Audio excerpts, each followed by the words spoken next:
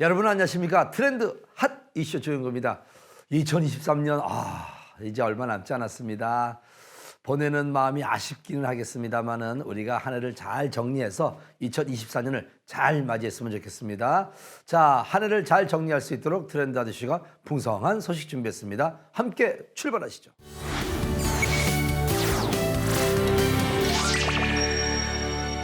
겨울이 되면 많은 분들이 호소하는 질환 중에 하나가 바로 족부 질환입니다. 눈이 쌓이고 빙판길을 걷다가 미끄러지고 넘어지다 보면 발과 발목 부상이 일어날 수 있기 때문이죠.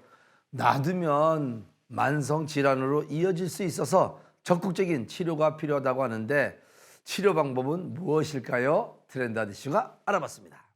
우리 몸의 무게를 버티는 동시에 걷고 뛰는 활동을 도와주는 발. 오늘은 발 건강을 잘 챙기는 방법에 대해 자세히 알아볼까요?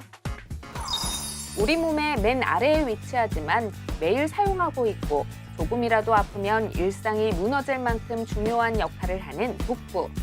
그런데 요즘 같은 겨울철에 이 족부의 통증을 느끼며 병원을 찾는 사람들이 많다는데요. 그 이유 무엇일까요? 길을 걷다가 발이나 발목을 삐끗하신 경험 한 번쯤 있으시죠? 비교적 흔하게 발생하지만 날씨가 추워지는 겨울에는 특히 더 주의를 기울여야 하는데요. 추운 날씨 때문에 근육과 인대가 경직되어 있어서 손상될 위험이 높아지기 때문이에요.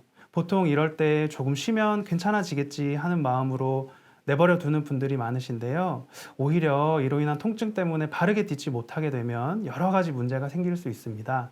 첫 번째는 보행장애입니다. 발을 바로 딛지 못하고 시간이 지나게 되면 보행 자세가 틀어져서 무릎이나 골반, 허리까지 불편함이 생길 수 있습니다. 두 번째는 치료 기간이 더 길어질 수 있습니다. 진단과 치료가 빠르면 그만큼 더 빨리 회복할 수 있지만 치료가 지연되어 유병 기간이 길어지게 되면 회복하는 데 그만큼 더 많은 시간이 걸리게 됩니다.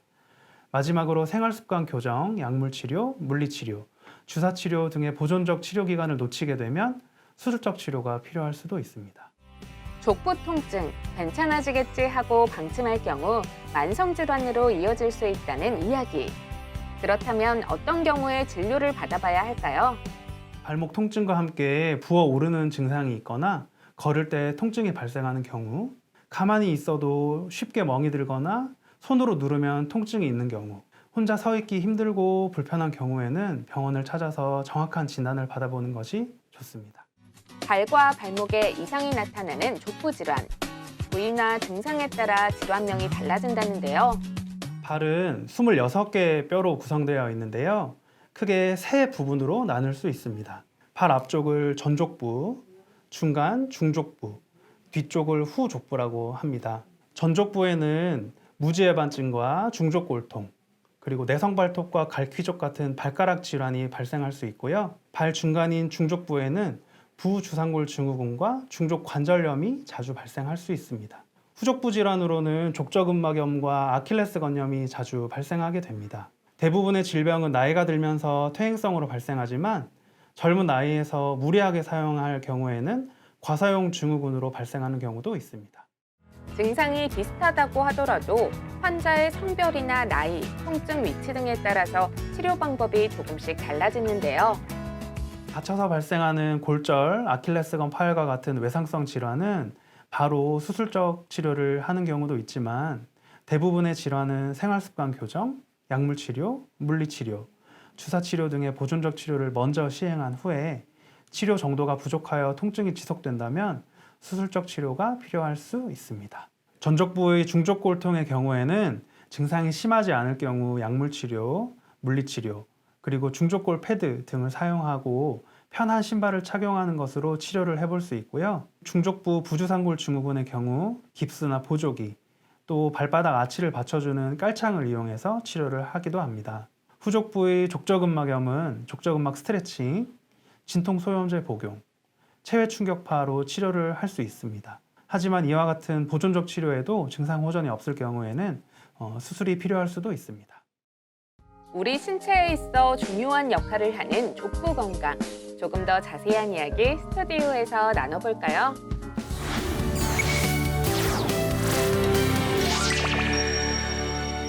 족부 건강에 도움이 되는 소식들을 알아봤습니다. 자, 여러분들에게 좀 더 자세한 족부 건강에 대해서 알아보기 위해서 윤형화 정형외과 전문의 오셨습니다. 안녕하세요. 안녕하세요. 요즘 무주해반증으로 요즘 수술 받는 분들이 참 많다면서요? 그럼 수술 과정은 어떻게 해야 되나요? 사실 정형외과 수술이라고 하면 많이 무서워하시는 분들이 많은데요. 요즘 같은 경우에 이 무지해반증 수술은 미카라는 수술 방법을 이용해서 하고 있습니다.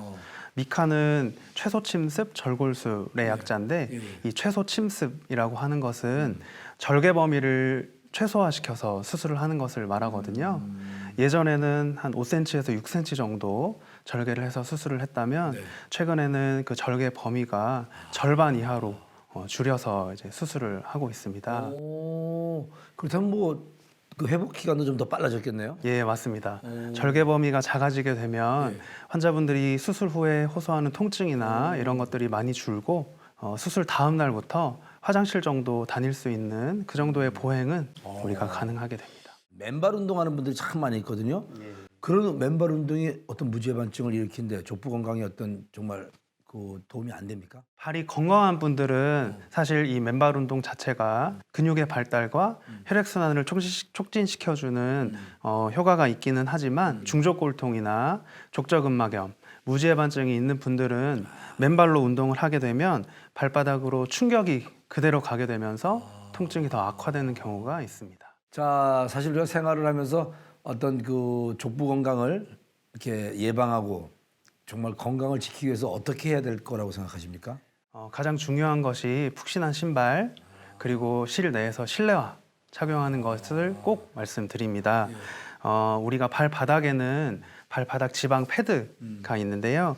이 지방 패드는 나이가 들수록 그리고 충격이 쌓일수록 두께가 점점 더 얇아지고 탄력이 줄기 때문에 발바닥 뼈로 가는 충격이 점점 더 커지게 됩니다. 그래서 발바닥 지방 패드가 얇아지지 않게 예방하는 것이 매우 중요합니다. 그리고 발은 우리 몸을 하루 종일 떠받치면서 운동을 하게 되기 때문에 인대와 힘줄이 쉽게 피로해질 수 있습니다. 그래서 하루 일과를 끝마칠 때쯤 돼서 족욕 같은 거 좋겠네요. 맞습니다. 네, 따뜻한 물에 10분 정도 족욕해 주시는 게 그리고 좋습니다. 발 마사지 같은 것도 도움이 되고요. 맞습니다. 그런 식으로 내가 집에 와서도 자꾸 꾸준히 관리를 해야 되는군요. 그 이게 손 같은 데나 얼굴 같은 데 신경을 많이 쓰는데 발은 덜 신경 쓰죠. 맞습니다. 발은 우리 몸에서 가장 멀리 떨어져 있기 때문에 사실 소외받기 쉽고 그렇기 때문에 우리가 예쁜 발, 건강한 발 만들 수 있도록 조금 더 신경 써주시면 좋을 것 같습니다. 자, 오늘 윤형화 정형외과 전문의 모셔서 족부 건강을 위해서 어떻게 해야 되는지를 알아보는 시간 가졌습니다. 선생님 감사합니다. 감사합니다.